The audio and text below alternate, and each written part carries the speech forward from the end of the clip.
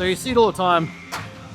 Athletes smashing prep, stand on stage, getting the accolades, and the show's over, lights go out, tan fades away, and they collapse. Big question a lot of people has is, why does that happen? Watch and find out.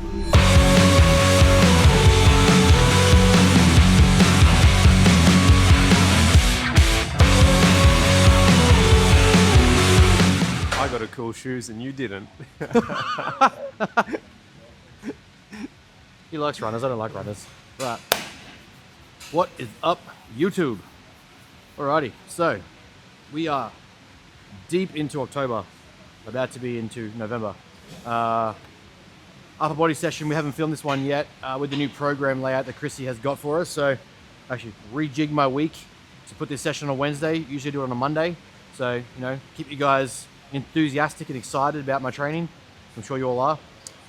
So we'll go through training session, push movements, focus day, lateral work on the shoulders, a little tiny bit of back work in there as well, but primarily a lot of push anterior work. So we got that for today. We are now into a diet break phase. Chrissy's bringing me back up to maintenance with a little bit of introduction to food. So we achieved the desired weight loss that we wanted to get to, the body fat we wanted to get to, the condition we wanted to get to. We came down to about a 90.8 was probably the peak drop that we hit. That was again a very single day, realistically. Kind of bounced back up to the mid 91s. We've had 2 food jumps since then, and we've decreased total cardio output. So the body's responding really well, actually. Weight's holding quite nicely. Had a free meal on the weekend for the first time in about 7 weeks, 8 weeks. And the body seemed to respond quite well. So weight's holding pretty steadily. Performance is going up. Body composition's holding. Body fat's, if anything, still coming down. The body's responding really well. So everything's moving in the right direction that Chris wants to see. As of right now, we're just realistically going to keep pumping this out. Probably see a couple more graduations of food, not allow body weight to go back up, and try to keep weight where it is. And then that'll give us a great jumping off point for where prep actually begins. What timeline that looks like is completely up to Chris. I'm not really sure. As I get those updates from him, I'll be always sharing and giving those behind the scenes updates and details for you guys. So as far as I'm aware, we've probably got 4 or 5 weeks on a diet break phase, give the body a chance to have a bit of a rest, and then we start putting things back in and starting to execute the high levels of prep actually kicking off. So I believe it's middle of April, end of April that we're seeing the shows will line up. So that gives us, as of this week, 24 weeks to get to stage level condition, which arguably you've been seeing photos, you've been following training videos. I'm probably in a better condition now than I was almost on my last prep, just slightly more watery, a little bit more body fat to pull off overall. But I think I've got areas like my legs that have never been this lean. So there's a lot of positivity coming into it. I'm excited. I haven't probably felt this confident coming into a show before. But yeah, we're going to stuck into training, answer some questions, dive into some stuff, and go from there. Good on you, Chris. Making my boy happy. Never seen you happier.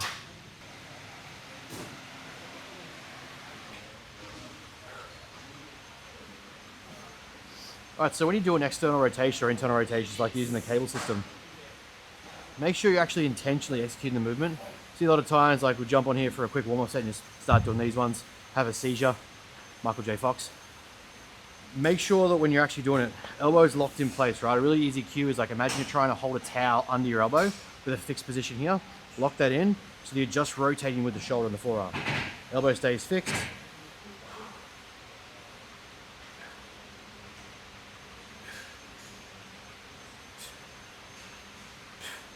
Then when you do internal rotation, same thing. Elbow is locked in position here. Go to the max stretch position, internal squeeze.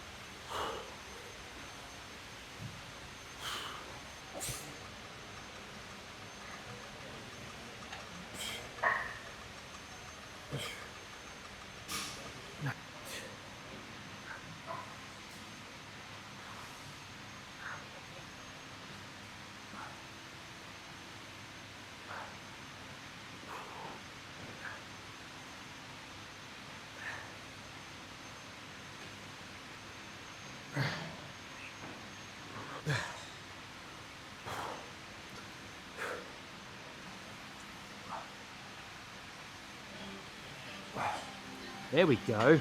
Hey-o.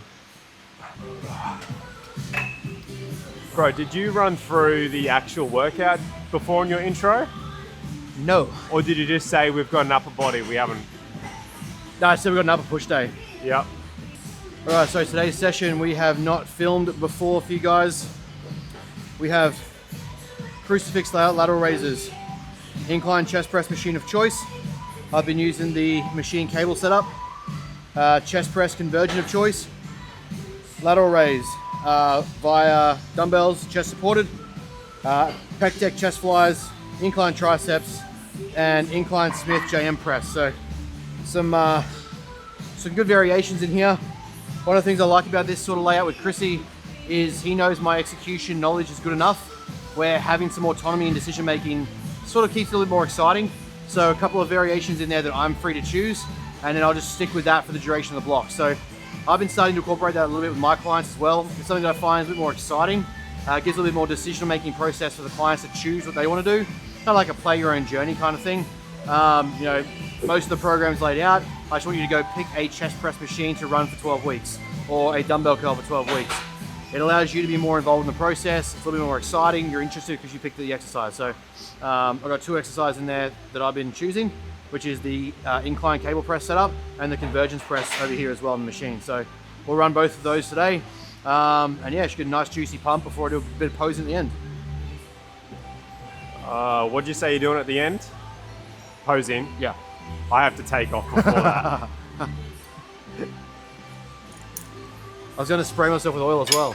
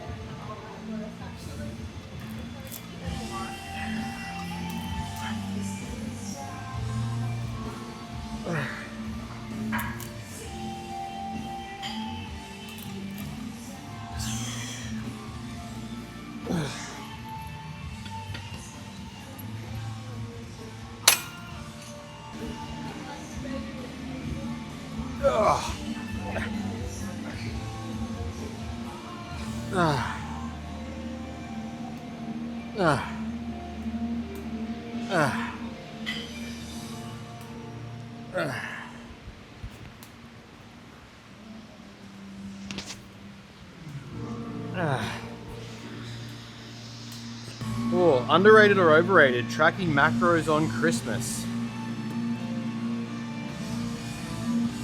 That's such a nuanced question.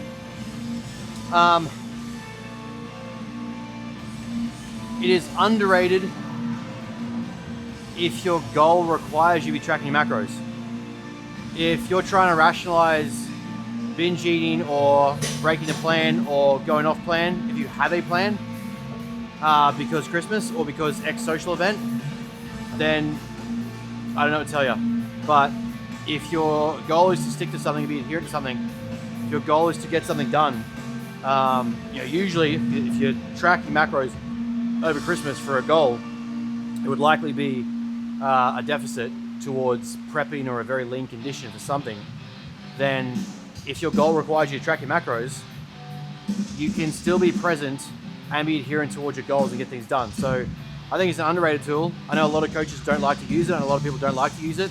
It's Christmas, have the day off. I told Chris, if you need me to track my food or diet during Christmas, I'll do it. I need to be on my macros or calories, I'll do it. There's always, you know, nuances to the situation, but I think it cops a lot more slack. Ironically, it's by a lot of people who would consider it disordered or addictive or whatever you want to call it. But the nuance and context is it towards a goal? If that's the case, then track your shit. There are people that say they don't like Nickelback and Creed, and those people are liars.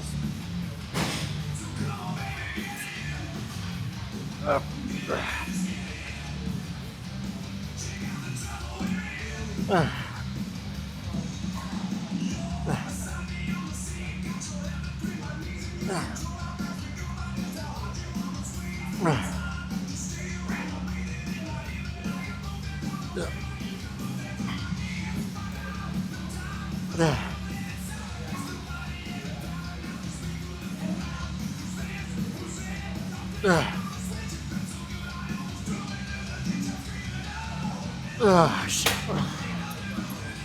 Woo. Why do people think 10K steps is the magic number for prep? Well, the funny part is, the 10K steps number was actually established for the Tokyo Olympics back in 1964. They did it as a marketing strategy to encourage people to walk around the Olympic facility and see all the different events. They gave everyone a pedometer, like a very basic step tracker back in the day. And the goal was to try and see all of the events and all of the sports that were on. And I believe they said you could do it in 10,000 steps, or like the average when they worked it out was people started hitting pretty close to 10,000 steps to do it. And that from there is where the number derived from. That started becoming the baseline for studies of what happens when we hit a set amount of steps per day. So then we started seeing the data come out of the health increases that go from 7,000 steps upwards. And then we started pushing towards what's the upper threshold where things start to taper off. And you got closer to 15, 16,000 steps. So yeah, it all started, that number specifically, originated from the Tokyo Olympics. In prep, it's just a way to get people out to do stuff, get more activity, and force more output.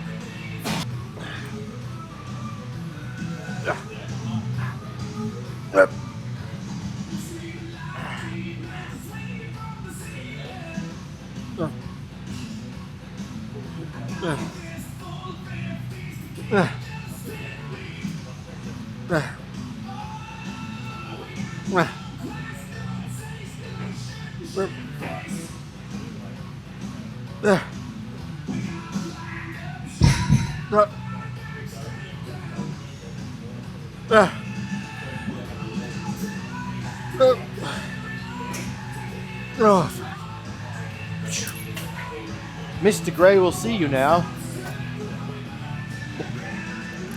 Pineapples. Bro, what do you, is that a lateral raise? Just a, Yeah. So, and what do you call it lying down? What was the name of it? so crucifix raise. Crucifix Raise. So you kind of get your shoulder and medial delt into like a sagittal plane. So like from this position here, you get a little bit more lateral delt. Loads it quite well because the tension runs back through the cables in a pretty straight line. So you get a good line of pull, line of force. Yeah. And you get really easy contraction and tension. So you get constant tension from the cables wanting to pull you back, and you get a nice load through the lateral position. Yeah. Coming through here as opposed to coming straight out. Yeah. A lot of the time when people go straight out, it starts to shrug. Yeah. And the trap starts to take over. This position, you get kind of like a forward lean almost. So that sagittal plane, you get a little bit more of the lateral delt kick in. Uh-huh.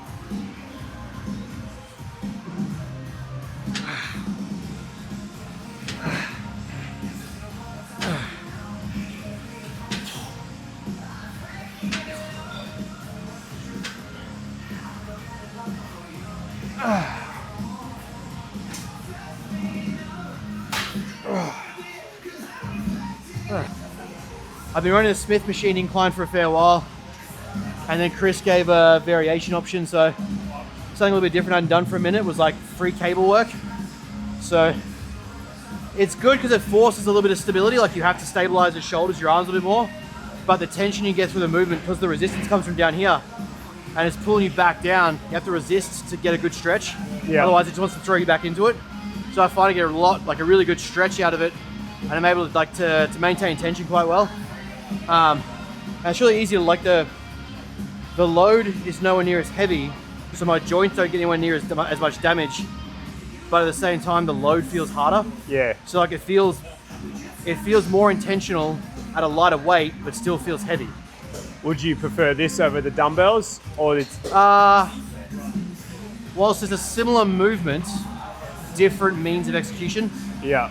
So like So with the dumbbells, you'll go heavier with dumbbells. yeah, I'll go heavy with dumbbells, but also dumbbells will challenge stability more. Yeah. So because you have that freedom of not traveling a path or like a structured like limitation like this, even though cables are still pretty flexible like in terms of range, I find the dumbbells to be a little bit more, what's the word, unbalanced. Yeah. So when I'm trying to really drive stability and train stability in the shoulders and the chest, I'll throw in dumbbells a bit heavier, and I can just generally load it because of the way the tension works in the dumbbells versus these. Yeah. I can go way heavier. Most overrated thing in bodybuilding is people that make it everything about who they are, and usually it's performative and fake. So I'll see someone all of a sudden go from not competing before or doing one show, now they're starting their bodybuilding prep and life's going to change and this and that and the other, and they're going to do all these life-altering behaviors, and they're going to keep the discipline after prep's over, and there's a new life, a new thriving life that they've created from it. It's all they talk about, it's all they do, and then it all just falls to the wayside the second prep's over. It's the most overrated part. If you have to performatively tell people that you prep or that you're a prepper or that you do, it's this new life statement that you have, often I find that you are trying to convince yourself in the projection of trying to convince others. So to me, it's one of the most overrated parts of prep is if you have nothing else going on, which is, as anyone that knows that works with me, is not what I teach, then to me it's it's a very overrated part of prep, is you see these people that are performatively starting to make it their entire existence and identity. And it's something that I'm really trying to reshape in athletes and clients, is that you are not defined by your sport or your interests. It is a part of who you are, sure, but it is not the thing that defines who you are. And as an overrated topic, I think that becomes a very big one.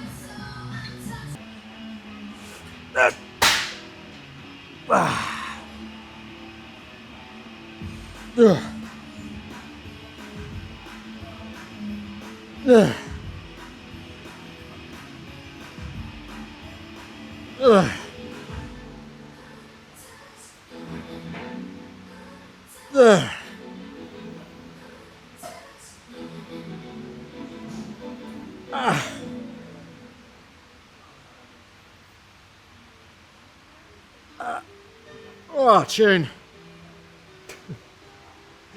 Yeah, the whole gym just heard you say that.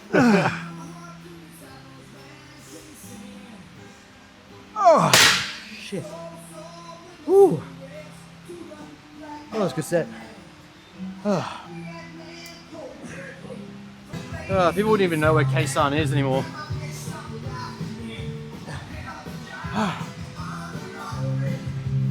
Good old Jimmy.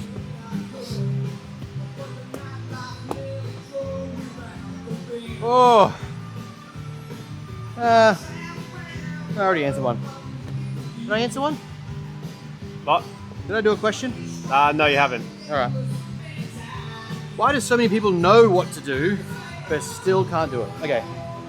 So what I'm gonna do is I'll ask the question, I'll figure out the question, and then I'll put the phone down and then ask it, so it doesn't look like it's... Yeah. So, why do people know what to do and still can't do it or act on it?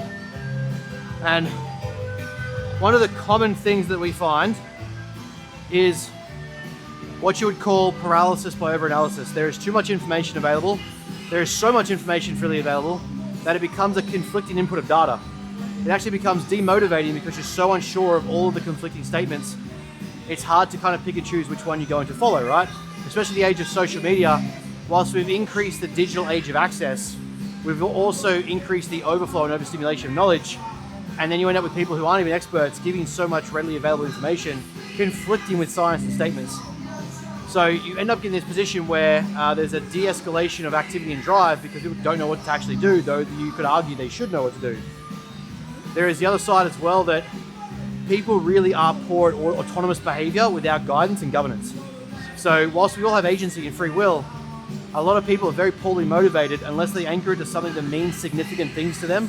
So for example, until I really get fathers to connect with their goals for the greater improvement of their children's health, a lot of times they will dismiss changing behaviors.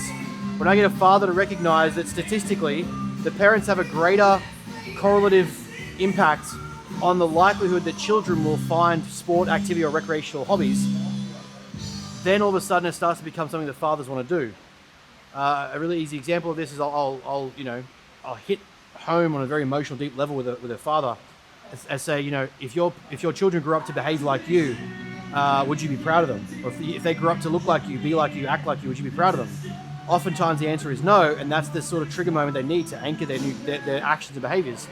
So whilst we have a available amount of information, there is too much information and not a deep enough why to change behavior. So that is usually where the overabundance of information impacts the likelihood of actually executing the behavior.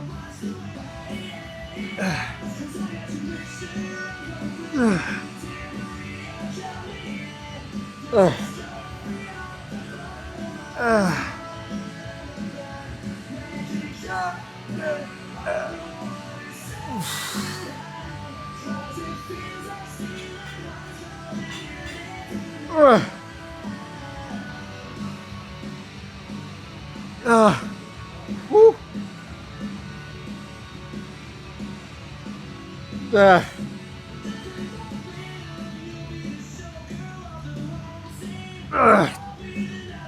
Oh, fuck.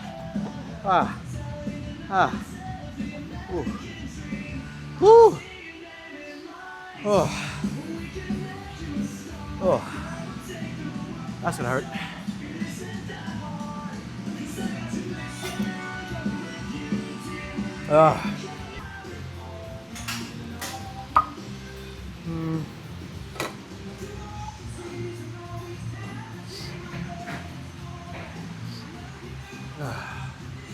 Whew.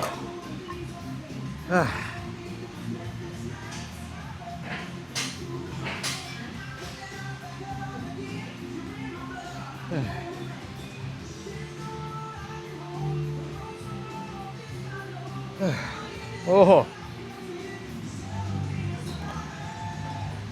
So, why is everyone obsessed with hacks instead of sticking with the basics? Because whilst people argue they're trying to find ways to work harder or work smarter, realistically, a lot of people are trying to substitute hard work and high intention with some sort of optimal execution that decreases the ability to work hard. They will argue that it's for more optimization of execution or greater leverage or tension. A lot of the time what we're seeing is people trying to find a hack or this new thing that's going to alleviate work while still producing the same amount of result or same amount of stimulus, the same amount of tension. And we just know that that isn't the case. So there's this desire to find hacks around the hard thing. The reality is, this is what some people fail to understand. When it comes to training, bodybuilding, business, study, the hard thing is often the thing you need to lean into and do. Trying to find ways around the hard thing removes the lesson that the hardship is trying to teach. You gain growth and development by doing hard stuff. Trying to find ways to hack it kind of alleviates the point. So for me, I will train hard doing the basics, find ways to optimize those basics to a degree, but I'm not trying to hack around those basics. I have to do them. And I think that's where our big problem is in the current generation of people, is they're seeking ways to hack hard things and still get the benefit and return without the hardship. And that just isn't how it works, especially in training. Like this whole let's operate at 3 RAR and let's leave reps in reserve the entire session. That's great if you know what failure even looks like. But you haven't trained hard enough to even find failure to know what that feels like, so it's a redundant point. Pussy bitch.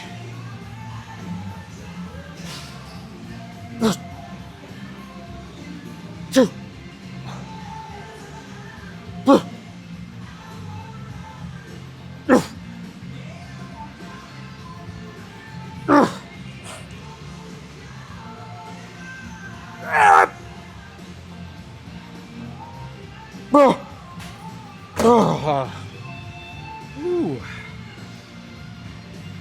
That was juicy. Oh. Hi, bro. Look at your arms, bro. Good tune. Didn't even need my headphones today.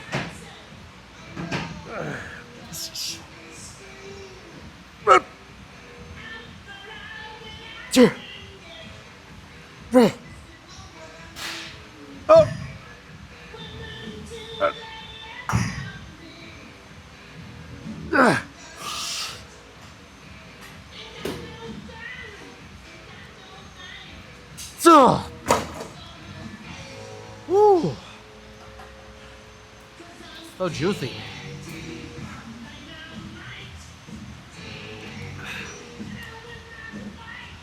Did you ever watch the Footy Show when you were younger? Footy show? Yeah. Yeah, I used to love it. Remember when Matty Johns used to play Trent the flight attendant? Yeah. You had like Reg Reagan and Trent the flight Yeah. attendant. Imagine that nowadays. Like, there's no way Nah. running around a TV or like a recording studio being like, Jathan. And even just the shit he did when he was going around. As Reg Reagan, Yeah. He couldn't get away with that. the fucking beer belly. Yeah.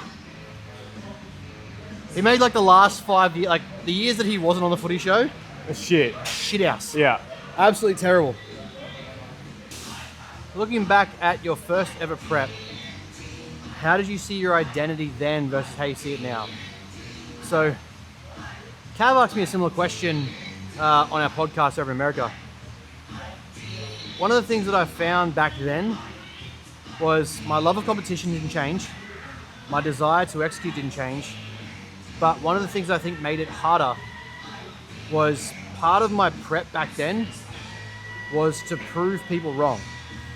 A lot of what I'm doing now is to prove myself right and prove my values to myself. So the surface level execution, the reason for competing, getting on stage, building my, continuing my athletic drive, that'll stay the same. But at a deeper level, there was a lot of people that told me I couldn't do it, shouldn't do it, didn't belong up there, wasn't good enough, or wasn't cut out for it. And so alongside my internal drive, there was a lot of external reasoning to doing the thing I wanted to do. As I've progressed in my career, as I've gotten longer into this, it's a lot more about proving my philosophies, my values and principles right to myself, and proving the reasons that I do it for me and what I'm trying to do it for, compared to how I used to try and prove other people wrong. So that's been a massive game-changing shift over the course of the career so far, as to why, not why I do it, but an underlying contribution to what's gone well and a part of, you know, the reasoning behind it. Which then ties into another question, which is the reflection side on preps. Do I review and reflect on all my preps? And the answer is yes, I've always done that. I think a big part of success, even if you win, even if you have a good season, even if you have a good year in business, is refining and reviewing where you've gone wrong or where you can improve. There is no such a thing as perfection, there is pursuit of perfection. You will never achieve the perfect physique. You can be Mr. Olympia and you're still going to require areas to improve. The objective goal is the pursuit of excellence through constant refinement and reflection.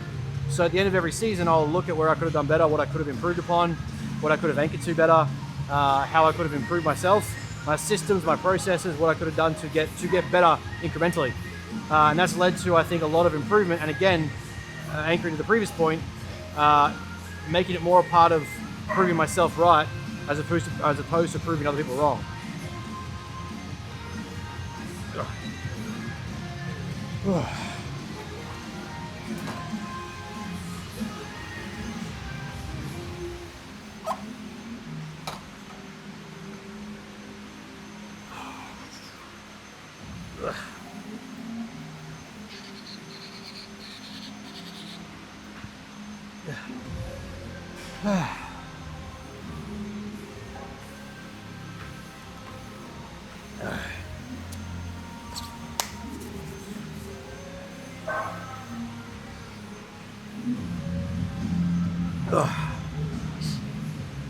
Let's go.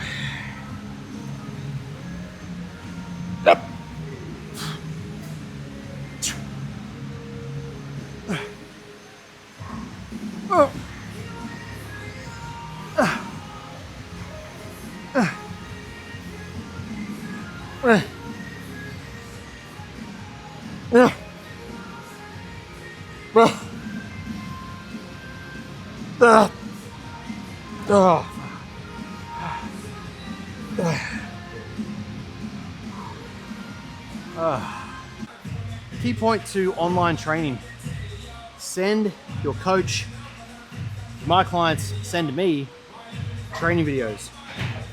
In the online space, obviously we can't be ever at once, and we can't be in your gym watching you train live. I'm sure if we could, we would, and we'd all be there and love to do it. But one of the biggest differential factors that I find for clients to get results is the amount of videos they send me to refine their movements. Yes, obviously I can make the world's best program. If I don't know how you're executing, if I don't know if you're doing it properly, don't know what your movements look like, we can't actually tweak and refine things to know we're getting out of it what we want. Prescribing macros, diet, lifestyle factors, mindset coaching is a part of it, but genuinely modifying your training is one of the most undervalued tools in online coaching. Just because I can't see you doesn't mean I don't want to see it. Set up your camera, don't care how awkward it is, you don't have to put it in everyone's way. One set per exercise you're trying to fix, get us so it's like 45 degrees, full body's in the picture, and send it to your coach. The slightest tweak and refinement can make the biggest difference in tension and what we're trying to achieve in the execution of the lift, which will make a massive difference long term. If you're with a coach for a year and you don't send a video till 6 months in, you potentially missed 6 months of gains and left them on the table because you don't want to set your phone up and take a quick 30-second video. So maximize the value of the coaching you're paying for. Send training footage. I wish I had more. When I wake up and there's like days or a day of clients sending me footage, then it's a good day because I get to go through and refine and tweak things.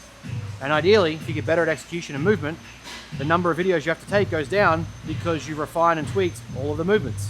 So it's better for you in the long run to do it.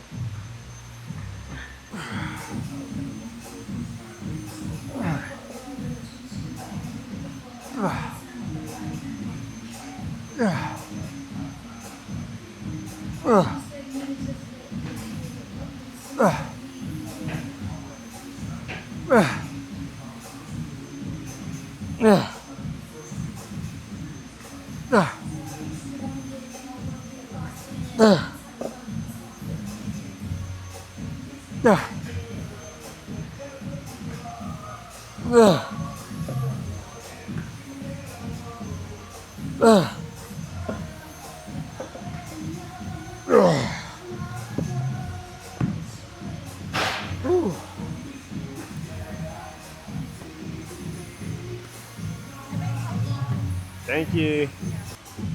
All right, so the worst advice that I've heard in coaching when it comes to bodybuilding preps pertains particularly to hunger and appetite regulation. And for people that I genuinely thought were intelligent or smart as coaches, expert bodybuilders, whatever you want to call it, and the advice is usually the same. It's very redundant, reductionist almost. But it's the idea that you can simply avoid or distract yourself from hunger. Now you can to a degree, but in terms of advice of mental cues to help you get through a prep, telling yourself to simply avoid and distract the brain by doing more stuff or trying to keep busy during the prep is going to make a tipping point far worse when either prep is over or when you get to that final refeed free meal point where you can have food. It is going to make adherence that much harder. What we find in mindfulness work and actually understanding the body of tools that we have, acceptance and recognition of hunger signals is one of the best ways to regulate said signals. The more you try to avoid, deny, and pretend they don't exist, the worse those signals amplify and tend to get worse in behavior and response. The things that we tend to repress project themselves in other ways. So one of the best things that you can do when it comes to hunger regulation during a prep is not pretend you don't have it or distract yourself. You're going to be hungry no matter what. The intention is to go into a prep and recognize and accept that hunger is part of the game. It's like trying to pretend that driving at 200 kilometers an hour isn't a part of V8 supercars or a part of F1. Driving fast is a part of the game. It's a necessary thing that is part of how you win. being hungry, the likelihood that you aren't going to be hungry in a prep is very, very, very, very minimal. So trying to deny its existence or distract yourself from its existence is a surefire way to basically make the signals worse and reduce your actual compliance and adherence and behavioral strategies. So the best advice, ironically, is the opposite to the worst advice. Stop pretending it doesn't exist, recognize that it does exist, recognize that you will experience it and accept it, and you're going to find that signals are nowhere near as bad. Facts.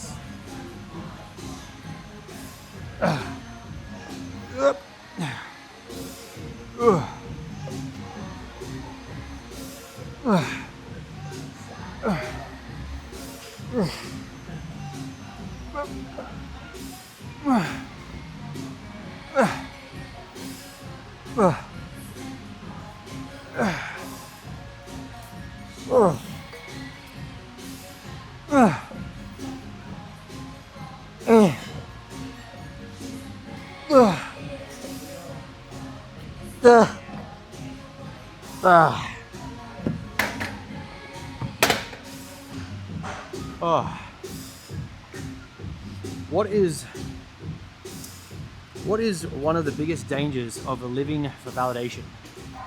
So, looking at bodybuilding, and I've made this statement time after time. Far too many people compete. Too many people compete in bodybuilding that are not mentally and emotionally and psychologically ready to be competitors. They are not competitive in nature, they're not competitive as a trait, they're not competitive as athletes. It's something they got talked into or were convinced they should do, or it'd be a good time or experience. And to a degree, it's great. It's a great way to get started in things. But for a lot of people, I think too many do it that aren't prepared to actually do it.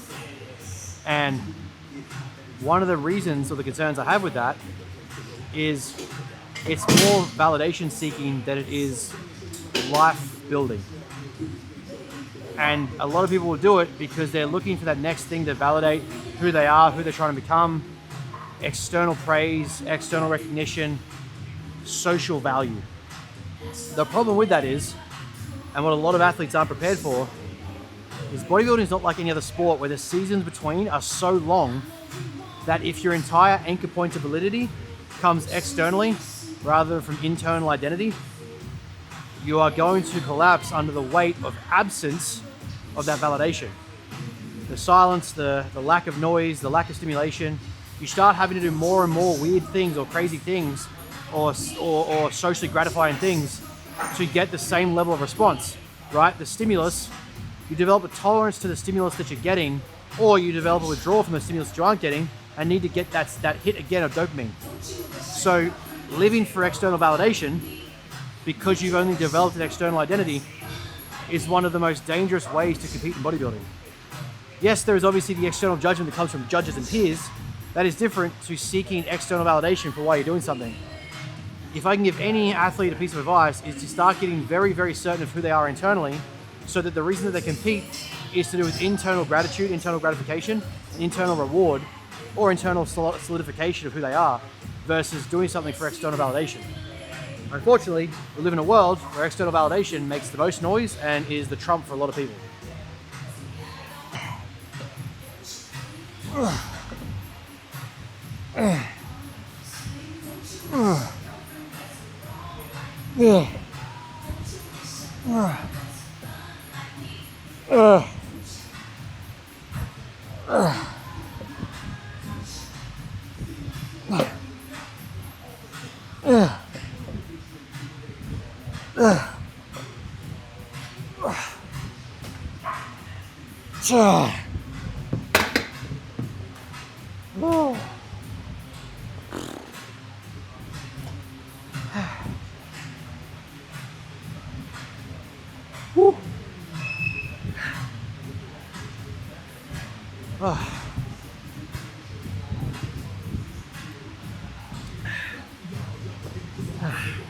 So,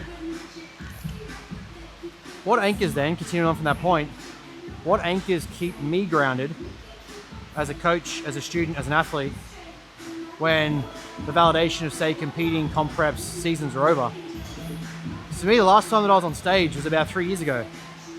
And I have put on a substantial amount of weight, a substantial amount of lean tissue, and in far better condition, and it's taken a long time to achieve. over the course of that 3 years. And the things that really keep me anchored and grounded to what I'm trying to achieve are not external markers or feedbacks or checkpoints, but rather internal values and principles that govern why I do things.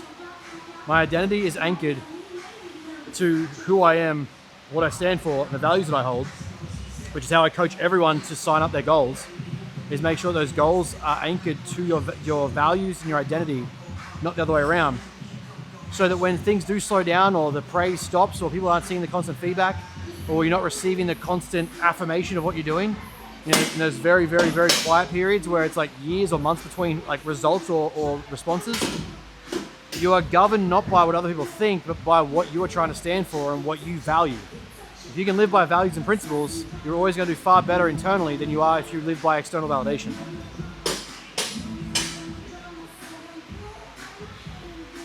Yep. Yep.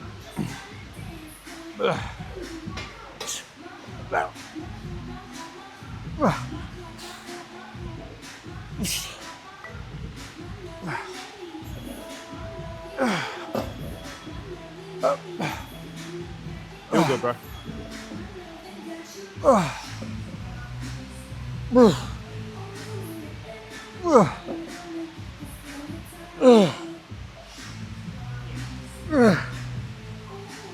Yeah. Oh, fuck. Woo. Cooked.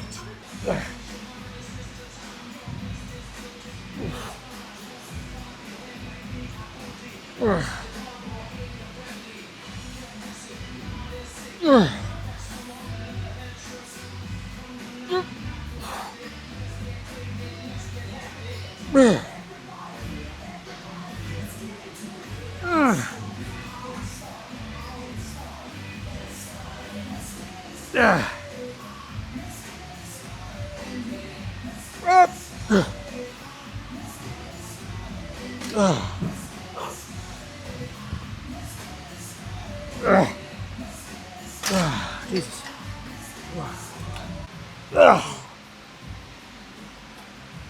Yes.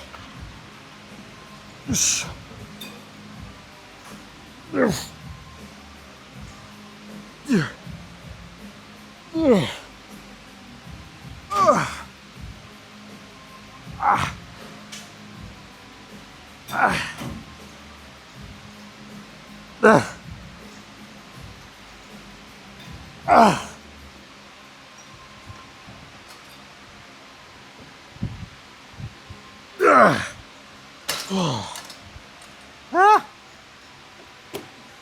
Fuck.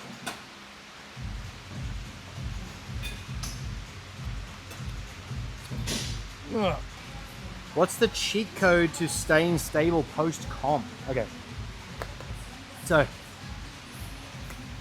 what is one of the biggest cheat codes to staying stable post-comp? You see now around this time of year, we're in that back-end post-season C window. There's a lot of videos coming up or posts coming up or content coming up about post-comp eating disorders, binging, breaking, disciplines falling away. And one of the biggest things that I find is, again, lacking identity, being sure of who you are, and anchoring your identity as systems.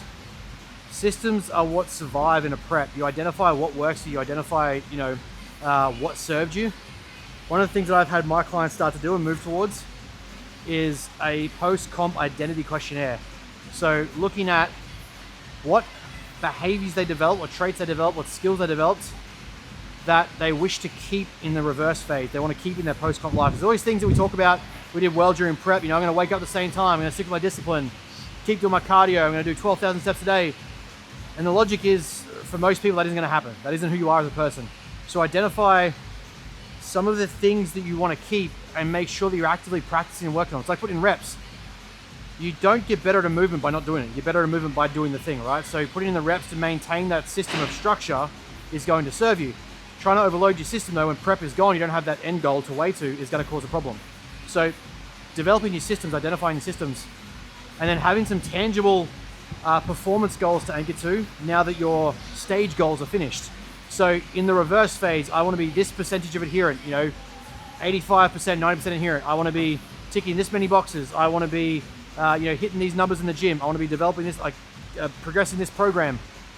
Those things give you tangible anchor points to fix to so that you have goals to align your behaviors with. If you don't have any physical goals, it's just, oh, well, prep's over, I'm going to do what I want, or, I'm going to try and stay shredded whilst I have no goals, the likelihood that happens is very little. So having that sort of fixed point after the show and clarifying your identity and who you are and the parts of prep you wish to keep are going to really help you lock in and essentially be the cheat code to staying on point post-comp.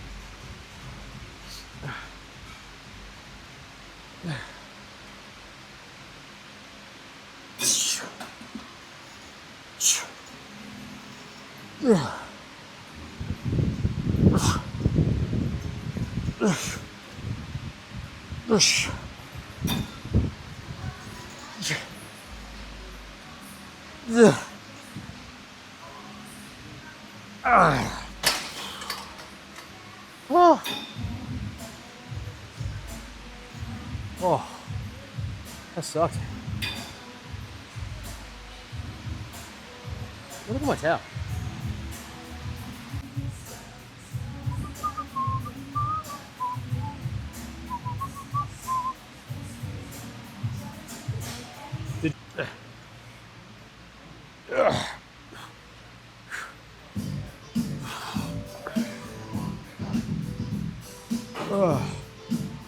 Oh, this is juicy.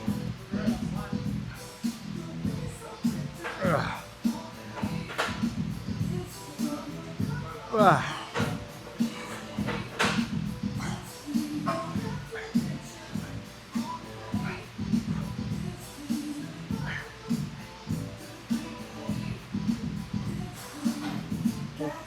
I don't mind. Whatever you have. JT, generational talent.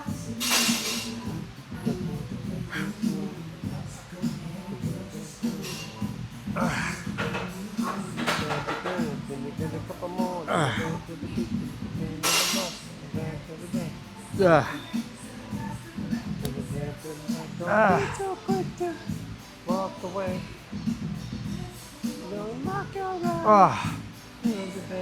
Woo!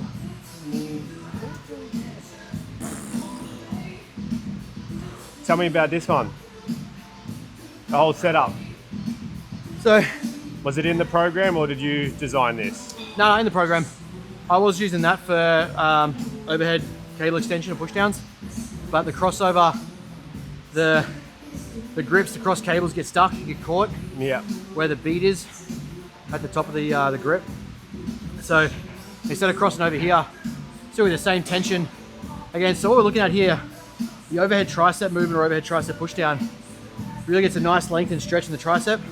And you stabilize yourself with the machine or the bench, lock in the elbows, really push down to full extension. So you get stability, generate a decent load, and the tension of it pulling you back behind your head. Again, it's trying to generate as much tension on that stretch position as possible. So right here, and then just resisting the whole way back up. Massive stretch on the tricep. Very stable, very easy to set up, and you can load pretty well without having to go too heavy. The idea is obviously to get heavier. By the end of this sound.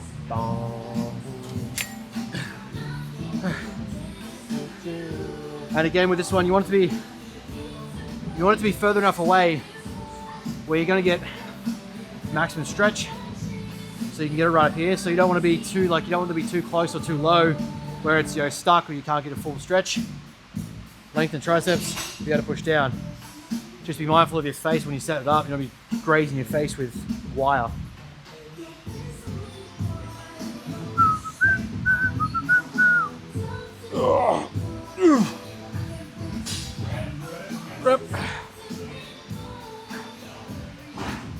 So you're getting full stretch of the tricep into full extension.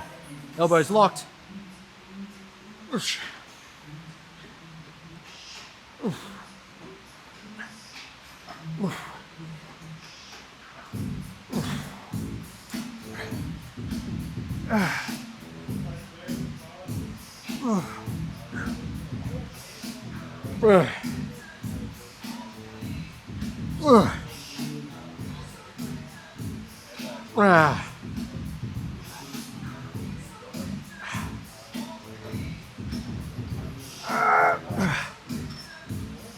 Oh shit.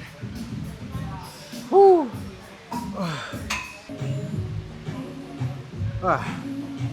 So a nice little philosophical concept for you to grasp what we've been talking about. So samurai, stoics, they anchored their identity, they anchored who they are to virtue and to honor, not to trophies, to prizes or victories.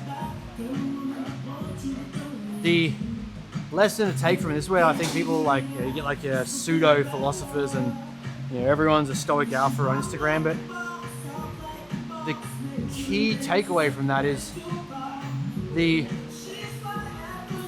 those philosophies in history anchored who they were to internal intrinsic value. That led them to drive and grow and to be better than what they were in the pursuit of self-development and intrinsic growth as opposed to external recognition. The funny thing is, I find that the healthier psychological state is having internal validation of identity versus external, and then applying that to the external thing. So I'm internally driven for the desire of self-improvement through the means of physique development and getting on bodybuilding stages.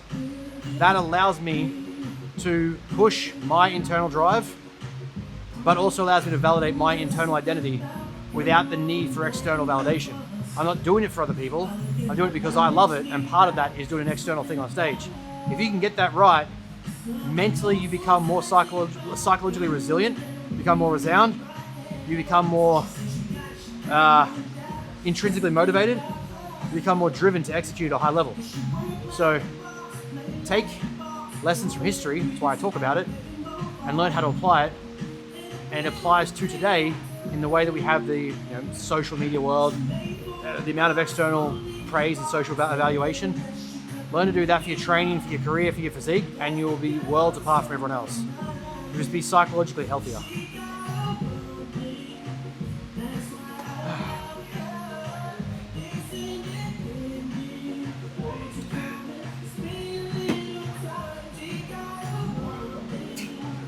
I did that for me, no one else. Well, you won't include it in the video then. No, but also include it. I want everyone else to recognize. I did it for me, but you can all enjoy it. How good was the era of Neo, Chris Brown, Mario? Yeah. Fucking good era of music. Unbeaten, bro. That 2005 through like 2010, unbeaten era of R&B and music. Yeah. Yeah, and Usher as well. Usher getting coerced by P. Diddy, getting those oil parties.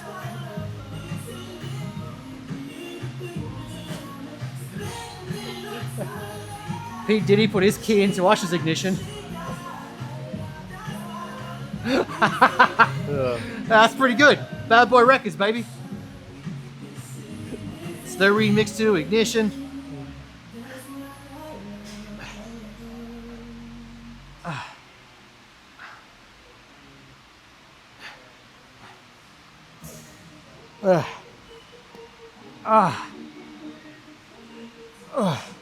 Shorty had them apple bottom jeans.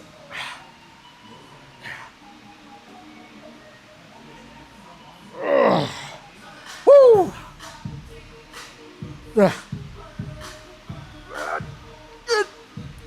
Oh, Jesus fuck. All right, let's go to the last one. Whew.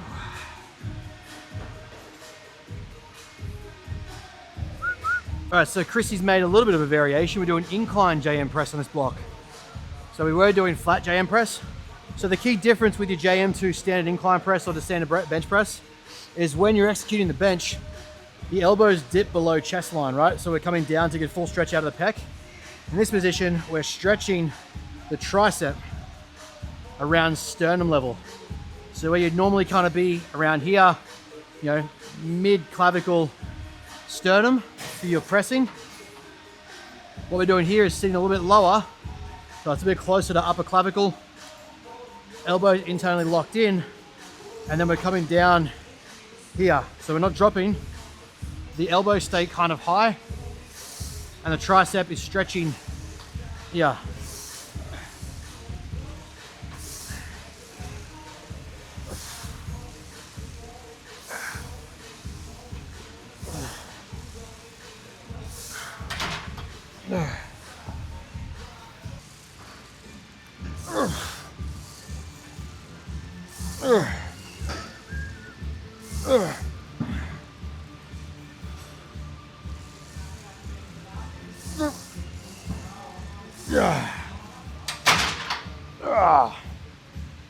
Big Petasaurus Rex.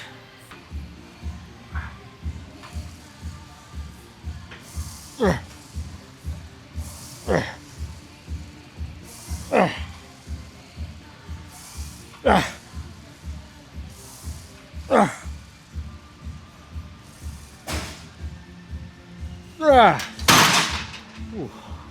I could have taken my face. So very exciting opportunity for us. Tomorrow morning, by the time this comes out, it'll be, I don't know, a week's time from now. So still tomorrow, but in hindsight, reflection. We'll be presenting a masterclass programming workshop for the Coach Catalyst community inside their business group, their coaching group. So I'll be teaching other coaches how I use the app, but also how, you know, what decisions I make and look for when making programs for, you know, Gen Pop clients, advanced hypertrophy clients, depending on the phase or structure we're running through. So that's gonna be a really cool opportunity to be a little bit more positioned as an authority and educator for the space for those guys, to show them how we've used the app over the last few years, and really help people start to understand what to look for, but how to think, not what to think and how to look for it. So to me, a lot of times you go to these workshops, you go to a lot of these seminars or events, you're getting told what to think, you're getting told what to think about, you're getting told what you should think about it, as opposed to how to think about the situation. For example, I was talking about this with Brooklyn yesterday on one of our walks. A lot of people write a program. If I have a mother of two or a dad of two, a shift worker, a FIFO worker, and they're short on time, I might write the world's most optimal program for an hour. They might only have an hour, but that hour has to include 10 minutes to and from each way to get to the gym. So realistically, I have 40 minutes. I also have to get them warmed up to make sure the body's primed to move, so that might actually be half an hour. Just because someone says I can train for an hour, they're not comprehending perhaps travel, distance to and from the gym, how much warming up they need to do, or how cold they are, or how many steps do they do, or all these little variables that come into play. So we need to be asking more critical thinking, deductive and inductive reasoning, and logical assessment, as opposed to, here's the world's best program I designed for you. This is where nuanced individual coaching becomes so important.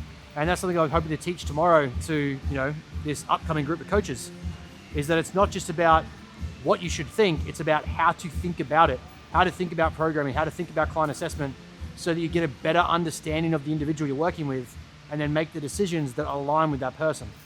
The same way, you know, the way you coach a mother of two versus a shift worker, and, you know, they're doing 7 on, 7 off, or 14 on, 7 off. You know, they're all different variables you have to weigh up. And then add in the fact, what if they're prepping? Or they're all individual athletes, not on top of that, you know, the lifestyle requirements they have. So all these things come into the nuance of coaching. It's not just, well, what does their rib position do in regards to their hip? Or what do their hips do in regards to their knees?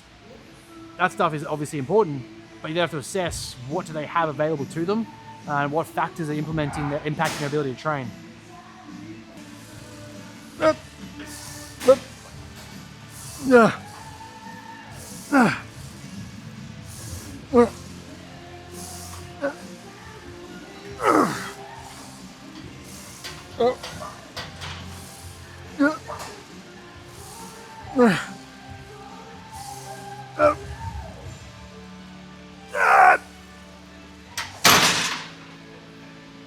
Oh, shit.